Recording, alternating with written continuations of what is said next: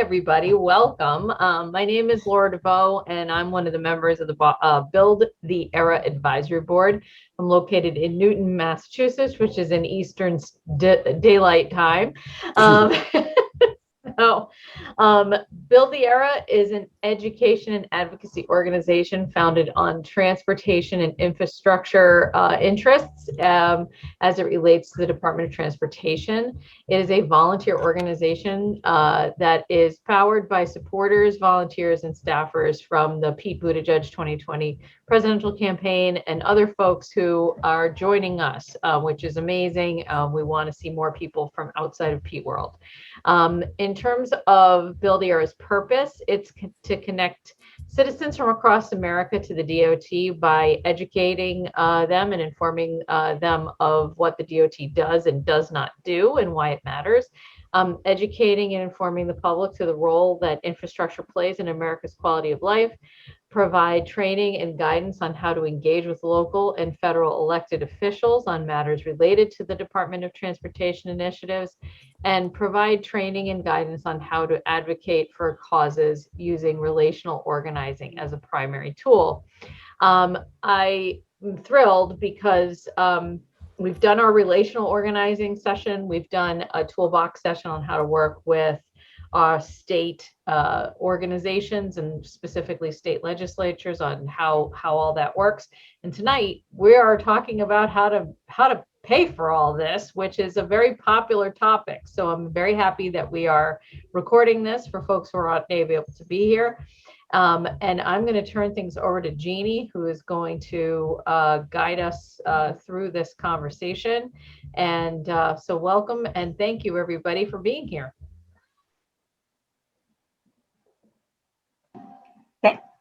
Thanks, Laura. I'm going to share my screen and also try to figure out how to make it full screen. Here is the button. I'm really thrilled because our two guests today are people that I have podcasted with me. Really good people that know the ins and outs of funding and financing. So it's Learn About DOT Happy Hour and Make It Rain, Funding and Finance for Infrastructure. I just want to remind people where their regions are. So we're trying to structure ourselves around regions. Alaska's in Region 10. Go Region 10, go strong. And again, one of our guests is from Region 1 from New Hampshire, or he was from New Hampshire. Now he lives in North Carolina. So paying for infrastructure, myth or fact? The most significant factor in delays in infrastructure are environmental regulations and permits. My brethren in the Republicans will say this all the time. Myth or fact? It is a myth. The largest factor attributable to infrastructure delays is the lack of available funding. Steve Gorcester said that in his podcast. Paying for infrastructure, myth or fact, the federal government is the biggest contributor to the road and transportation improvements in my community. Myth, states and local governments are the larger contributor to maintenance, development, construction, and operations of infrastructure. And we learned that in our first Learn About DOT. And then another one, gas tax as a user fee is the best way to fund infrastructure. And that's a big maybe. It has historically been the best way for states and the federal government to collect a reliable source of funding and infrastructure, but gas tax revenue is declining due to greater fuel efficiencies and stagnant growth. We talked about that. We've talked about that a couple of times. It is also directly tied to the consumption of fossil fuels, which are not sustainable. So how do we pay for this? Who pays for infrastructure today? The Highway Trust Fund, and it's a mix of local things. So we talked about this earlier, but the state, you can see state and local is the larger contributor to infrastructure spending. And then what's the future of mileage-based user fees, or why user fees? We've had our use fee at 18 cents per gallon nationally for decades, since 1993, and the purchasing power of that has declined. Taxes in the gasoline in the United States are well below those of other countries. We've talked about this a number of times. Canada, Australia. Other places have much higher user fees for specifically for fuel, and it means that their investments in infrastructure can be much higher.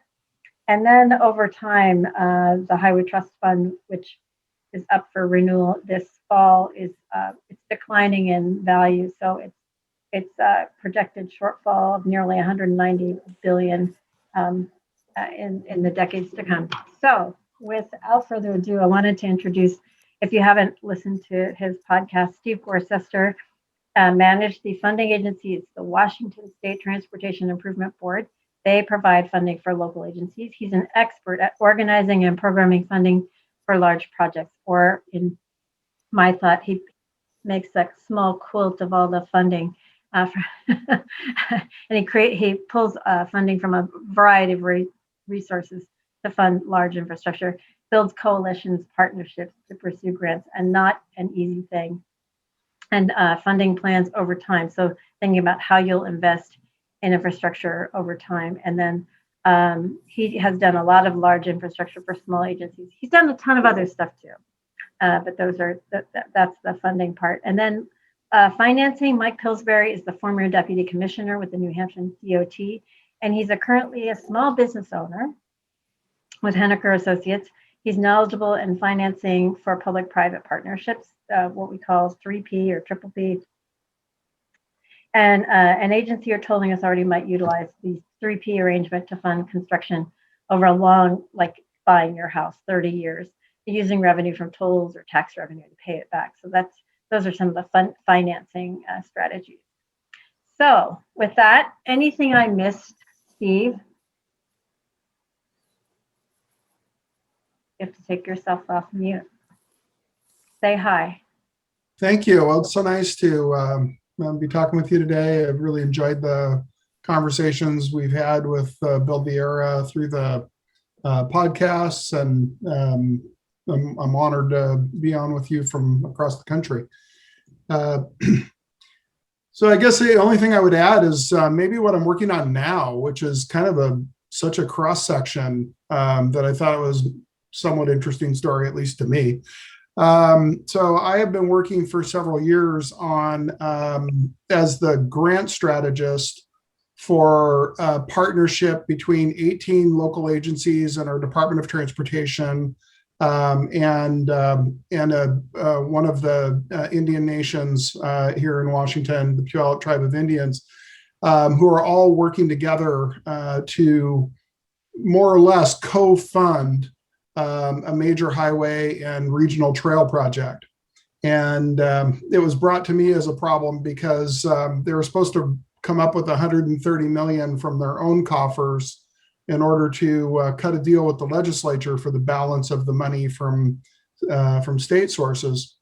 And nobody knew how to raise the 130 million, which is a pretty big number to try to just go out and pull together. But we are currently at 122.5 million, which sounds fabulous, except that the last $1 million is always the hardest to raise. So it just gets harder as time goes by for me. And I run out of time because parts of the project are going to construction, which makes you ineligible for most funding sources. And then I'm working for a transit agency as their grant strategy advisor. So that incorporates me into all of the FTA funding sources. And then I also work on behalf of a nonprofit that pays me to help small communities in Washington learn how to raise money for infrastructure better, and sometimes build infrastructure fundraising financial plans for them. That's very oriented around communities with high social equity populations. So I'm working with a town that has its 85% people of color. And before we started working on the town, had the worst pavement condition in the state. It's now up with the rest of the pack after some years of working on it, but there's still a pretty big gap that needs to be closed there. So those are sort of three real, pretty broad cross sections. Broad in terms of sort of cuts across all the spectrums of transportation funding opportunities. Okay, and we're going to pepper you both with questions. So we're going to throw up some questions and ask you both. So Mike, do you want to throw down some thoughts as well at this point? Well, I think we should get right into the questions. The only thing I will caution folks as they're trying to follow through the legislation is, the jobs program incorporates a lot of different items in it, and I know my focus tends to be in transportation and infrastructure. So sometimes you got to be careful because bills will come through for just the transportation part of that. There won't be an up and down vote on the entire jobs plan. So we just caution that, because we can get caught up in some of the rhetoric, and it's important to make sure, at least from my perspective, being a transportation nerd, I guess is the best way to put it, that transportation and infrastructure can get funded. I have yet to see any blue and red roads, and it's bipartisan, and I think the arguments come around to how to use it and how to fund it, but everybody agrees it needs to be done. So I just say that, and with that, I'll turn it back to you, Jeannie, just to kind of lead us through. Great. Well, the first question is, what's the difference between federal grants and the local money? That difference that we were talking about before, what comes from the locals, and then these federal grants that Steve and I are going to be fighting over for these raise grants later. What's the difference? And I'll start with you, Mike, and then we'll see what Steve has to say, and I'll bounce back and forth. Sure. So the money that will come from the federal government to the states through the Highway Trust Fund, from the federal gas tax and things, typically that money is broken up into a number of various programs. So each state will get their share of the federal funds, and it'll be used in various programs with different criteria,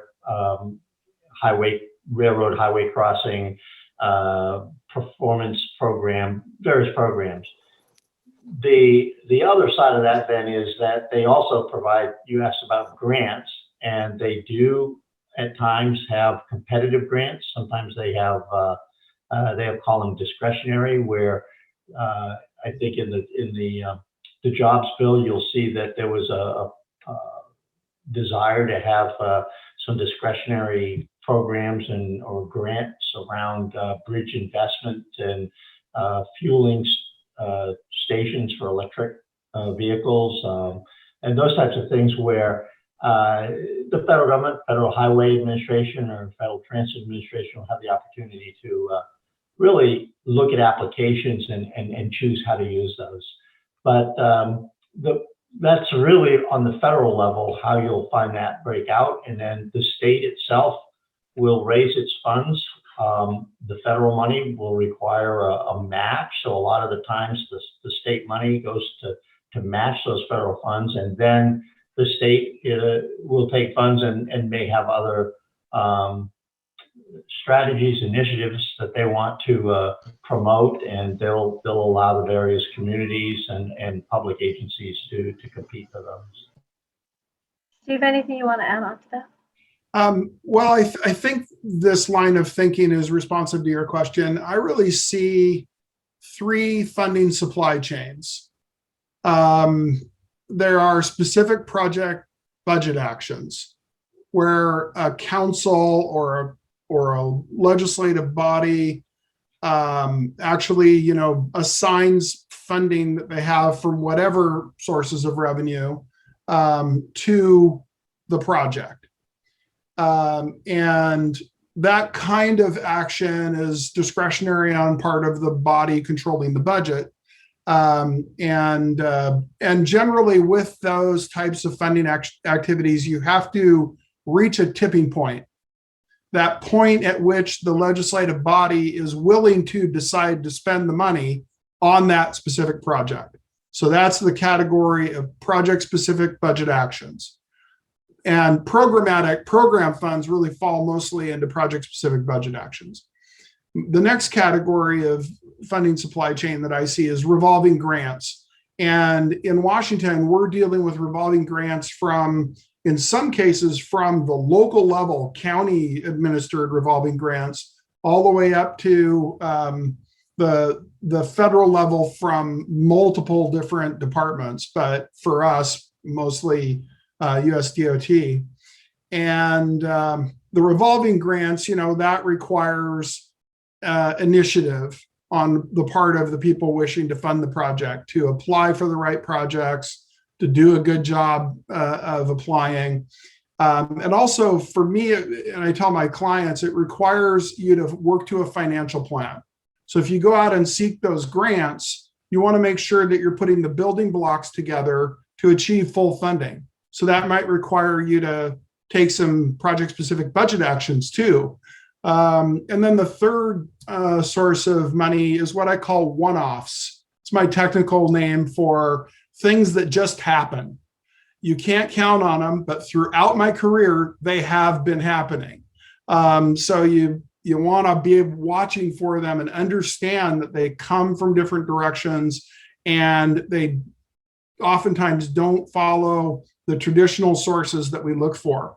ARA was one of those, the American Recovery Act, which I administered the local funding for ARA in Washington. And, it happened, and then the projects were funded and it was gone. And a big developer, being involved in the project and being required to or choosing to, for their own business needs, put up millions of dollars for the project. I've been involved in a lot of those. You cannot plan for one-offs, but you look back historically, they happen and they will continue to happen. And so you sort of have to bake them into your thinking. They're like a unicorn. I remember when the ARA passed, the Mercer corridor got funded that way, and it was the $100 million unicorn. But most of it, and it's like the federal government, this leads into the next question about the AJP. How does the federal government and state governments get you to do the right thing? So like you said, putting all those building blocks in place and making sure that you're investing as well, you're an equal partner in these things, and that you're following through. The raise grants is adding social equity and and sustainability. So Steve, I'm going to start with you on this one. What is the impact? What do you think the impact of the AJP is, and how will it work with the fast authorization that's coming up? The second half of that, I have almost nothing to say about, because I don't think we know. But Take a guess. Ginny used my term, building blocks for full funding. That's kind of what that's my mantra. And the AGP presents an opportunity to build some one-offs into the process, which has been going on for all time and will continue on for all time in the future, of trying to get projects to where they're biddable, which means they're fully funded. And we're gonna, we will see ultimately what types of programmatic directions that funding source, if it comes to pass, what types of programmatic directions it will send us in. And we will have to respond to that. Ultimately, when you consider FAST, and I bring it in my mind as a separate building block that I now have to make fit with all the other funding sources, local, state, and federal, in order to to achieve that goal of sort of putting the puzzle together that gets the project to full funding. With major projects, they also really try to break themselves apart, their funding apart, as time goes by.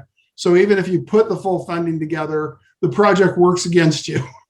It fails to reach construction on time and loses a grant or something like that. So you actually have to hold it together as you go.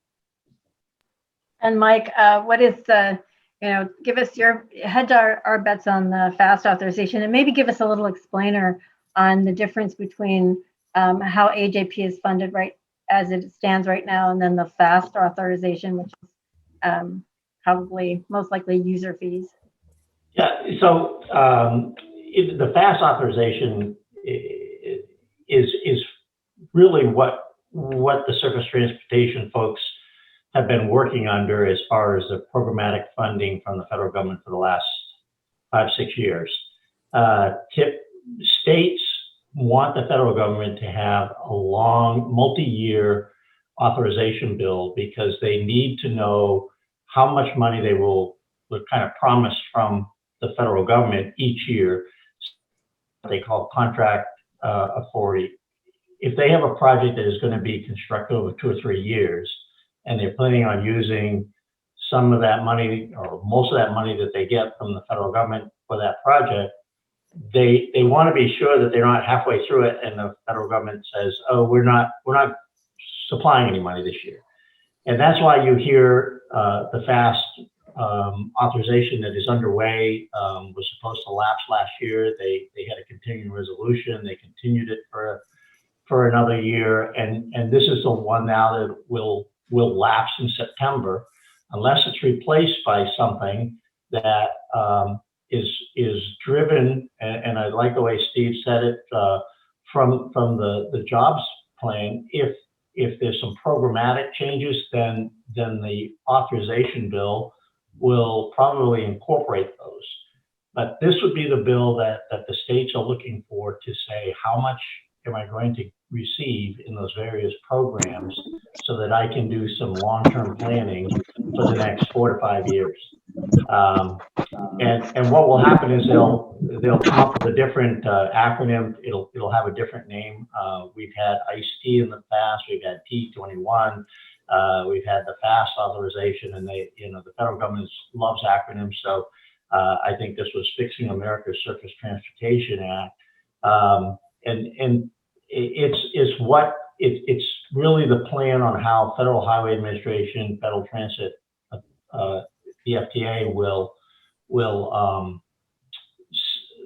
monitor or manage the funds that they have on the federal level and give it to the states. And so that's how I see that coming out. And I think Steve did a great job saying that the jobs bill really it sets the vision. And now we're seeing it in the various Senate and House subcommittees, how they want to bring that forward, and that's where those different numbers keep showing up. One you can read one article and say, oh, they're not that far apart, and in another article they're a long ways apart, and in another spot they're not as strong in this area that I wanted them to be. They're not supporting, say, transportation alternatives for the sidewalks and the bike community, but they're putting more money into the bridge program. So it really, you have to keep reading each of the bills to know where it is. And as Steve said, I have no idea where it's all going to shake out, but once it does, every state agency will start investigating it and understanding what they're getting, and then trying to see how that applies to the projects they have in the pipeline, so that they can apply those funds to those projects. And I would just add that creates some lag. You have to be aware that it takes some time for these things to kind of get figured out.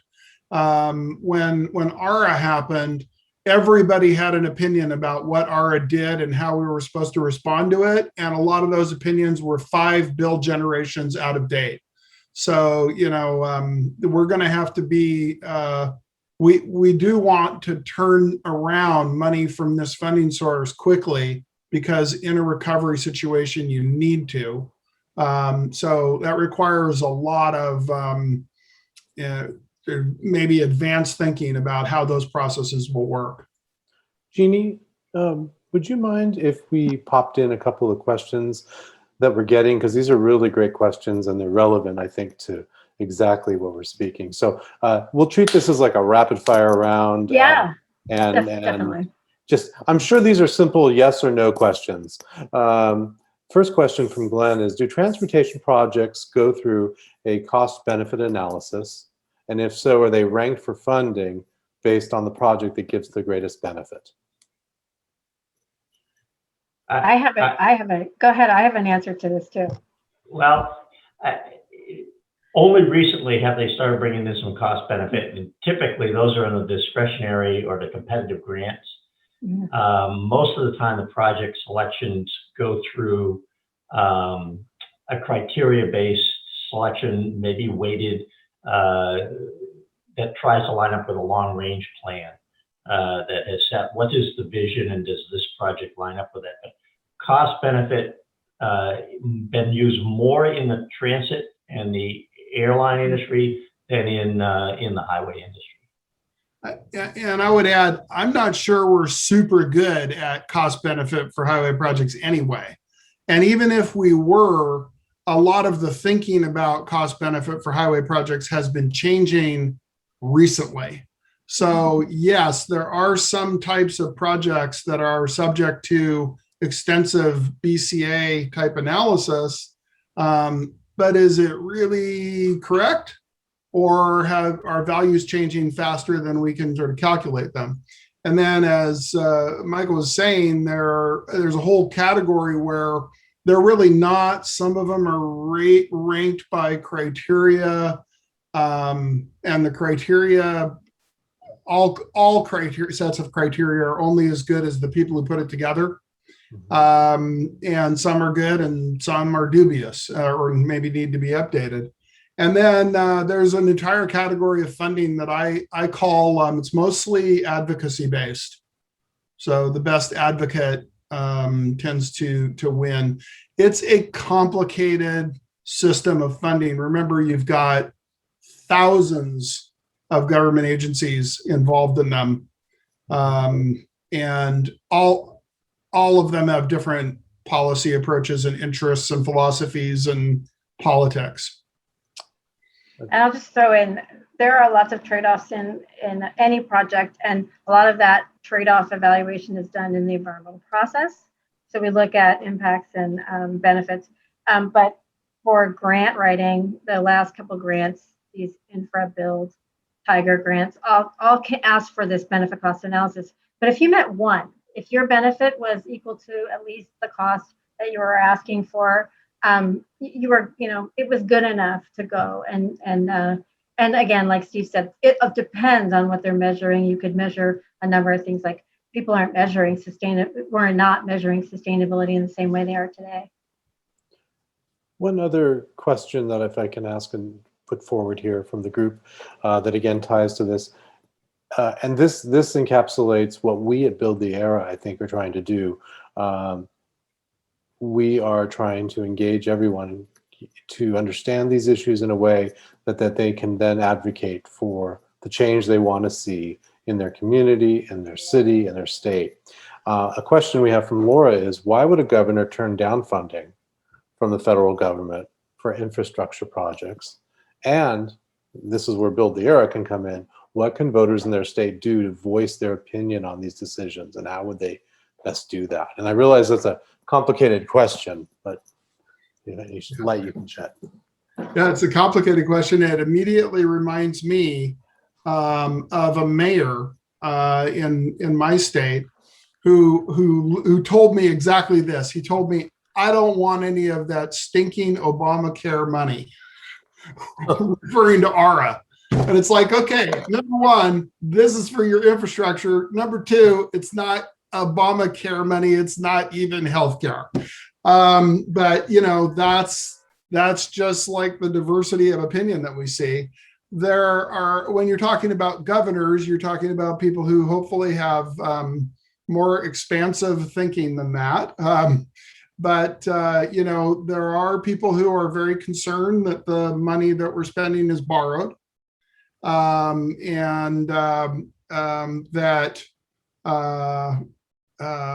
it comes with strings attached about how you spend it, what the regulations are. In some cases, like we have a whole side of the state where they don't understand why we have stormwater requirements because they don't have any stormwater or hardly any. It's not really true, but those are the types of issues that kind of come into play. It's a little complicated. They'd take the same dollar from somebody else is kind of what it comes down to. But we have a very extreme diversity of opinion here, and I have run into it in funding transportation projects. I just add to that if I could. Personal experience, we had a project in New Hampshire looking to try to add rail service, passenger rail service between the capital of Concord, New Hampshire, down into Boston. Depending upon the administration that was in place, the governor did not want to pursue that, did not want to take federal funds for that. And a big reason was that the long-term responsibility for the ongoing maintenance. So they saw this as, yes, I would get a lot of funds to be able to build this and people will come, but it always looked like there would have to be a future subsidy for the maintenance and operation that the state didn't really want to go on the hook for. So they were opposed to it. Others said, no, we those that want to take the money said, no, we'd see more businesses come, get business taxes. So there's two sides of the argument, but that is where one came down. The other side is occasionally states. I know Rhode Island had a real challenge because the federal monies require a match. If your own state transportation funds are lacking, sometimes you do not have enough money to make the match. And federal money cannot be used on maintenance.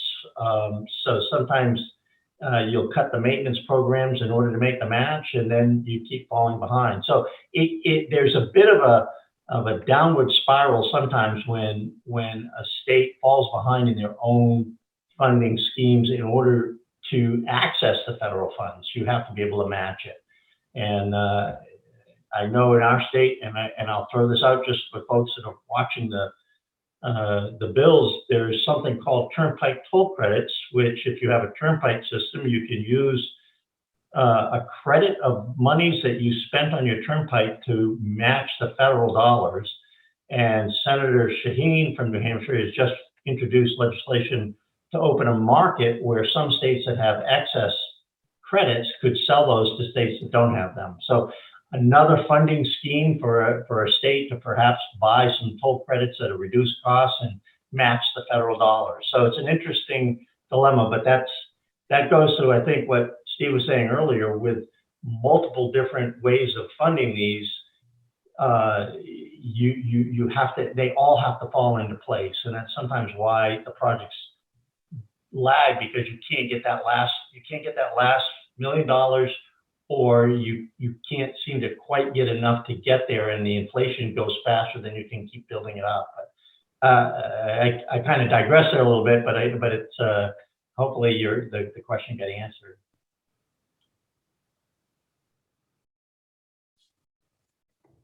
Cool. Any more questions, Bill? Or can march into these other ones. I love the questions from the chat.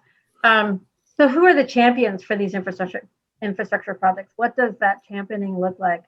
And are some good projects left out? Why would good projects fail? And why might bad projects succeed? So I'll start with Mike. There we go. I find the greatest champions tend to be the planning organizations. They're the folks, whether it's the regional planning organization, the municipal planning organization, they're the ones who are looking at the needs in the community, the needs in the region, looking how transportation interacts with all of those, and then promoting for long-term goals. So they are really the advocates for connectivity, for intermodalism, and they begin to be great advocates. The other side, and I keep following Steve, and he's got some great points. The advocates that speak the loudest, often they get funded. The bicycle advocates seem to be a very strong group. No matter where I've been, they bond together, and they really they come to the early planning meetings. They make their concerns known, and they get heard. other folks say, well, they ought to offer more bus service, but it's just a complaint and they don't get involved. So I think the best ones are the ones who see a need and want to get involved and continue to push forward. And those are the ones that make the best folks. Steve, I know you've been involved with folks a lot that advocate for things. What are your thoughts? Yeah, well, when you ask the who the champions are question, the answer that I have from the projects that I've worked on over my entire career is sometimes it's anybody. I have seen sort of everything happen. I've seen, and I do think it's really important to have a leader who believes in the project. So mayors are really important. Legislators who adopt our budgets, that's really important. Community members, community groups, our port, one of our port authorities, that's, those are very influential types of champions. But I have seen an 87-year-old lady in a small town in Eastern Washington decide to advocate for a trail connecting to the other small town, cut the ribbon on the project. So it's, really almost anything can happen in terms, as a funder myself, I often played the role of champion. We were a grant agency, but once we made a grant, I ran this huge grant program for, 15 years. And once we made a grant, we considered it our project 2, that we needed to get it to completion 2. So sometimes it was the funder. Are some good projects left out? Oh, absolutely. It's always hardest to see what is not there. And so you don't see a lot of things that never happened.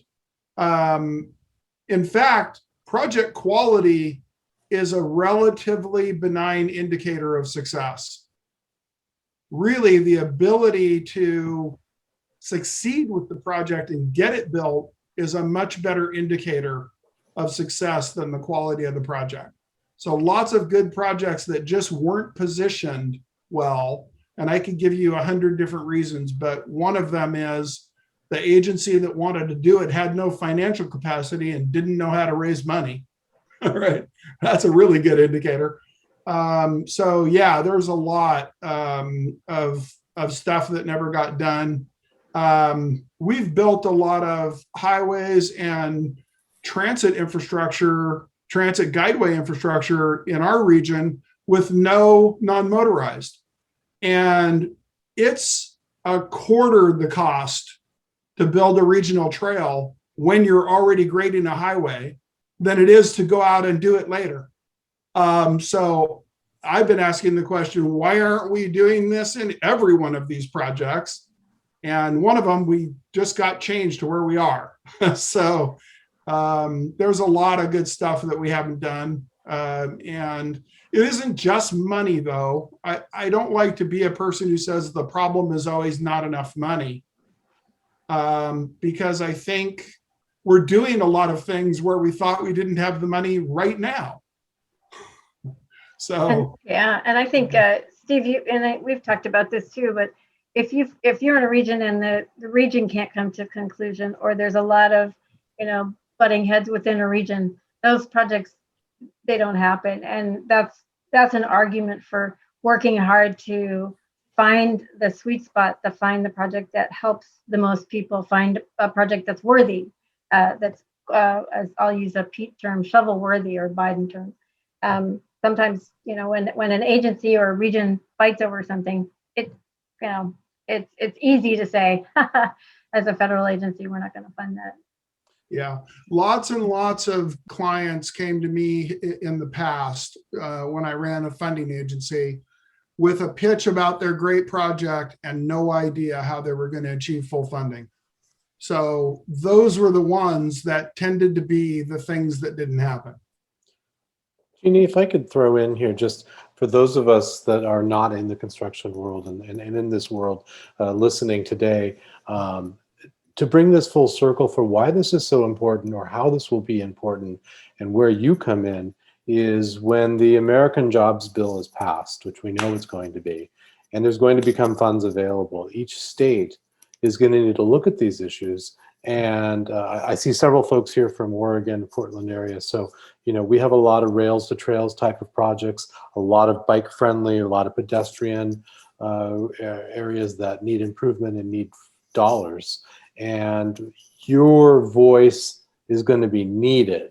And that's part of what we're doing today, to give you some background in this high level discussion of funding.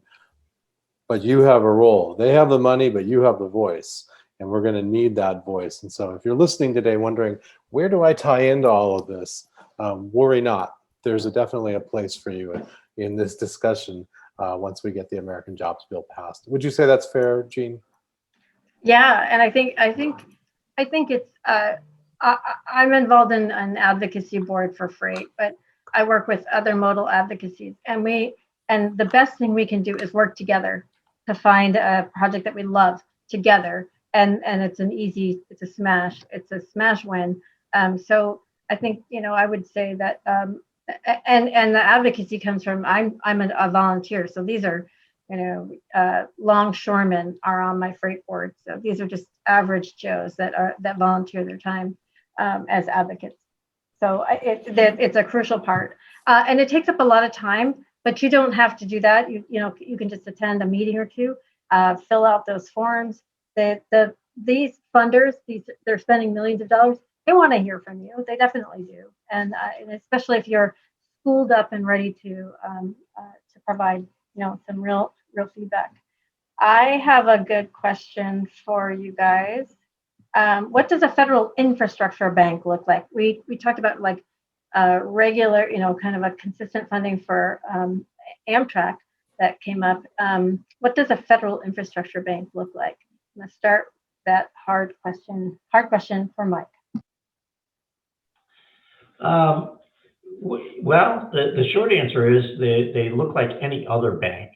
But let me start off first. There are state infrastructure banks throughout the country. About 30 plus states have them in place.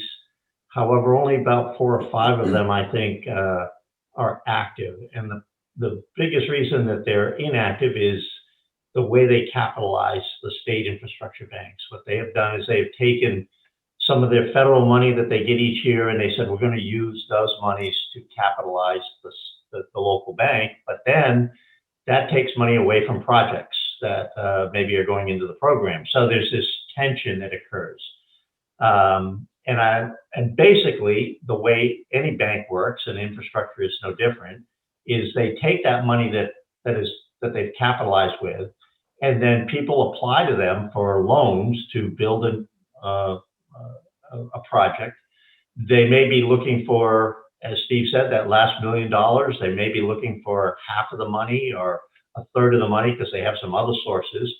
And the bank, looking at the different projects, would select some, they would fund them, and then the money that was paid back with the interest would be used and available for future projects. So that's the intent. On the federal level, there's been several different types of bills to fund it. One has been that it would be a federal entity similar to some of the Fannie Mae's or those types of organizations, where different federal funds would go in to capitalize it, and they would again select projects and fund them. There's also been times when private industry is sought federal approval to establish a national infrastructure bank. And the reason they come to the federal government is they're looking for tax benefits early on for those who would invest in it and capitalize it with their monies. Maybe they get a huge tax benefit, and then it would, after 4 or 5 years, go on. Those have not been successful to date. There is no federal infrastructure bank that I'm aware of, nothing on the federal level, and the big banks sometimes act like that, but that in general, I guess, hopefully answered some of the question, or at least made people go, okay, I don't no idea what you just said about something, so ask a follow-up question. But, or what is better is if I ask Steve to help me with that. So I'll turn it over to Steve. Yeah, no, that was a good description. I would add that, what a federal infrastructure bank does for us is it gives us another place to sell our paper. It's when you go to fund something on a loan basis, I call that selling I'm going to sell my paper, right? So I got this project and I'm a third short of the money and I need to borrow the rest. So there are some revolving sources in the state. What a federal infrastructure bank would do is it would give you a place to sell your paper at scale, right? You'd have much more scale in a federal infrastructure bank than you're going to have in a state infrastructure bank. And we are, most of our funding sources right now are tooled for projects that were probably costed out, 20 years ago. So we end up with these big expensive projects where it's very expensive to borrow in the commercial marketplace. It's even expensive for a municipal to borrow, at 4 points versus going to a federal infrastructure bank and borrowing it at 1 point or a half a point or something like that. The bottom line is it's a building block for scale that we don't currently have. And I think we need all the building blocks we can get because it's just getting harder and harder to put the blocks together to reach full funding. Steve, do you want to talk about the state's tax increment finance that they just approved, or you don't want to talk about that? Oh, just approved? Well, we have sort of fake TIFs here. Tax increment financing is unconstitutional in our state constitution. So, but there's been advocates for it for years. And if you're not aware, tax increment financing is a way of assigning the increased value of property that gets developed or improved in value over time to the repayment of debt for the construction of the project. And it has advocates and it has detractors. But where it has been used, the states where it has been used, where it's been used ethically, it's a very powerful tool. It has not always been used ethically, but where it is used ethically, it's a very powerful tool. It generates a lot of resources from increased value of property that's enhanced by the construction of the project. We don't have it, but we have workarounds for it that are not really, we kind of wink when we say that they're tax increment financing. They're actually something else. And they're actually backed by money from the state rather than just all from the property itself. Okay. Did we lose Jeannie, Michael? can I throw in a question? Please. Yeah. First of all, you folks, I think I've been to every session. I have to say, I think these are the best questions I've seen. And we always get great questions, but you folks are really hitting it out of the park. How do companies that profits from roads, I don't know, like Amazon, how do they contribute to revenue for the roads? I'm from Seattle, and so is Amazon. So Tread lightly, I guess is the answer to that question. Well, it's a little bit of a complicated mishmash because generating economic activity does also generate a lot of tax base. Many companies contribute directly to the construction of roads that benefit their companies. I've worked directly with Boeing, also a company from here, where they were putting millions of dollars into street infrastructure to support the infrastructure needs of their own development as well as the surrounding communities. So it does happen. I don't think there's really a graceful structure for it, though. Okay. Right. I mean, it would be a place where, like, tax increment financing kind of does that, right? Because the underlying property owner ultimately takes responsibility for paying off the debt. Direct funding tends to be one-off funding, right? It's not repeatable, but there are really good one-offs that have happened in that arena. To influence a project from going to get a project moving, yeah. And Yeah. and they are, again, they're also unicorns, right? They're not every day or fair or Yeah, they happen a lot. You just can't really rely on them, and you have to work them awful hard, right? It makes the person putting the funding building blocks together work really, really hard. But there's not a direct correlation then. Would it be short of a user tax, a mileage-based Well, fee or something like well, that? in Washington, we do have some head tax authority, but it's been very scantily used.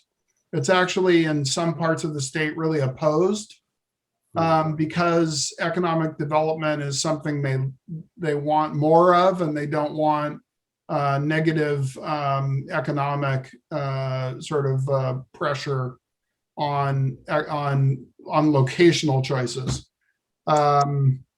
Even just Amazon. I mean, could Amazon invest more in these things? I'm sure they could, but when there have been efforts to tax them for things in Seattle like homelessness, they have tended to make a business decision to build across the lake. So, it's a tough thing. In Washington, we're always worried about businesses, choosing to be across the border in Idaho, because Idaho's tax structure is very different than Washington's. And we have people who come here because we don't have a state income tax.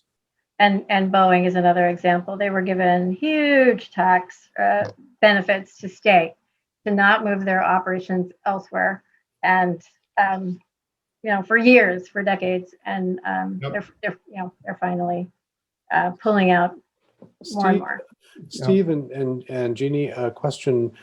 We're hearing a lot of talk from Pete and others as they make the case for the American Jobs Bill that we are at the time of historically low interest rates, and that we ought to take advantage of that in investing in construction and so on.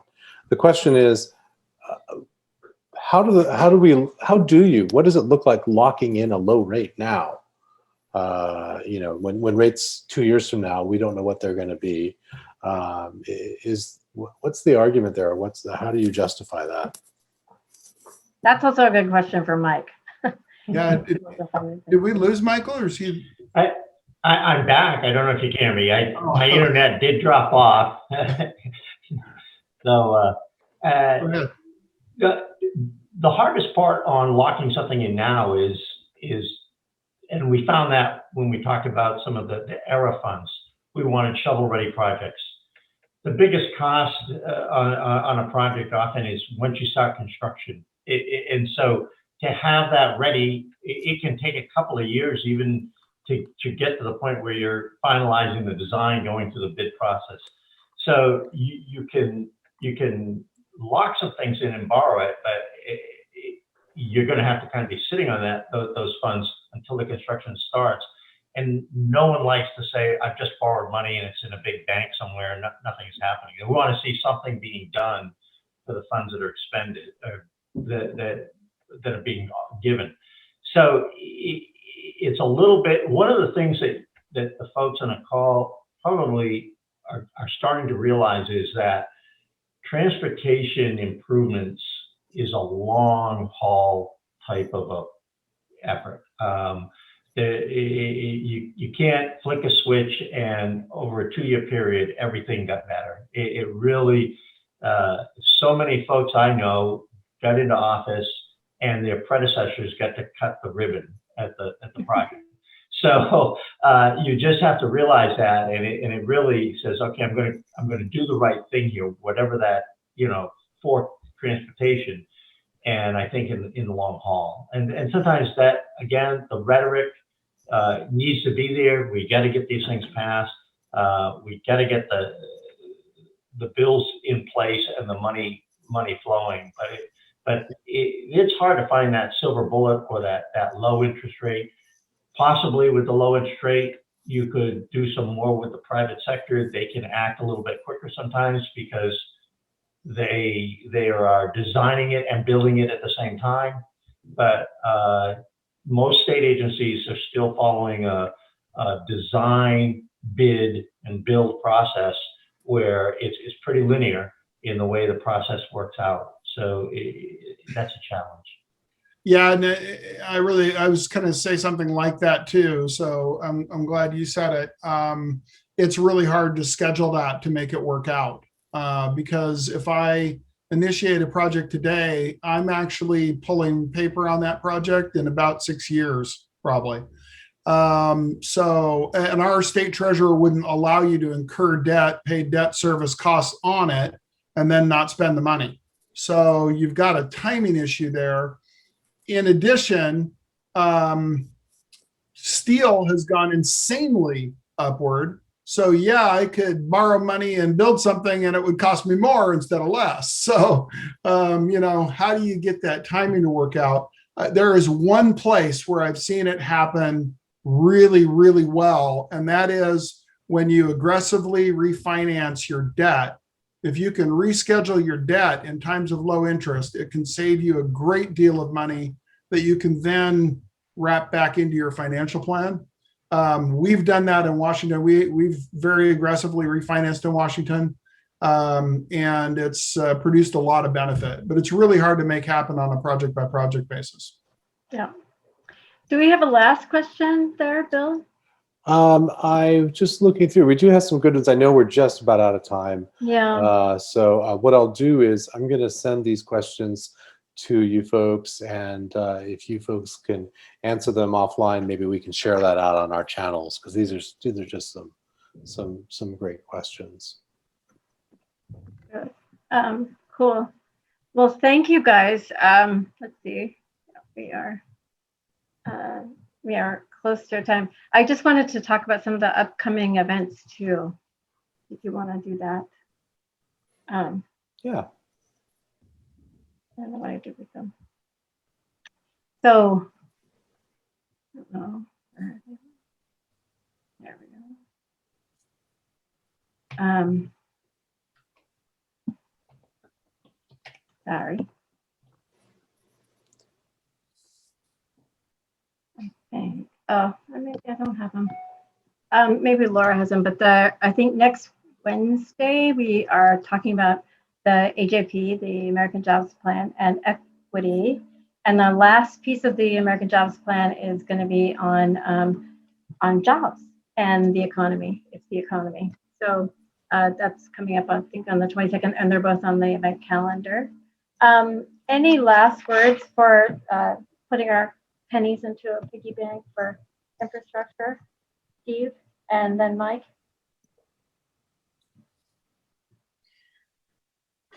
Well, I guess one thing I would say is that infrastructure is an outstanding investment, right? The usage we see from it, when we build things correctly, the lives that get saved by the projects, the replacement of infrastructure that's in a state of decay, all of these things are extremely good values. They're getting a lot more expensive and we need a lot of ways to get them funded. But it's worth doing.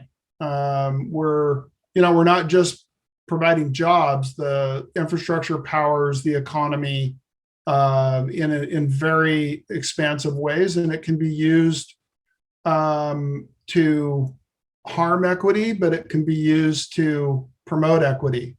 There's it's a little bit of a blunt instrument to just build a project and expect economic development, but we know that they do work off each other, and we still do need them too. That's one thing I've been thinking about that too. That's one thing we haven't talked so much about. We put infrastructure over here aside and as a thing to fund, but it is really access to opportunity, and it's those opportunities that go hand in hand. We can't have one without the other. Our region has strongly promoted this notion of the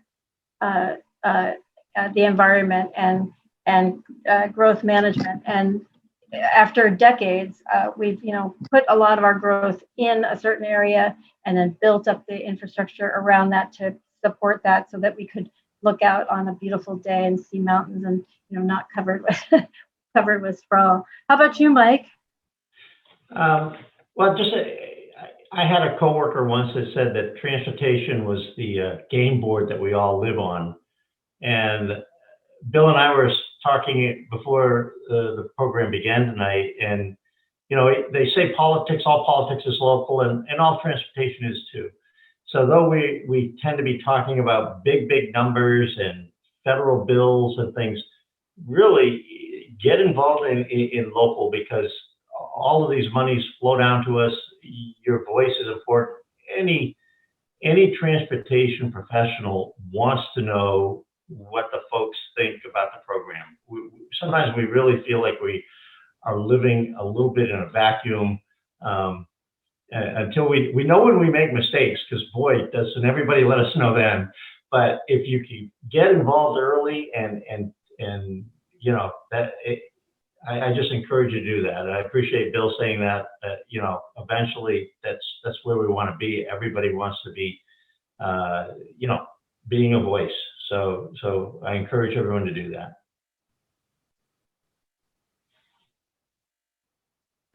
Thank you. You want to lay us out there, Bill?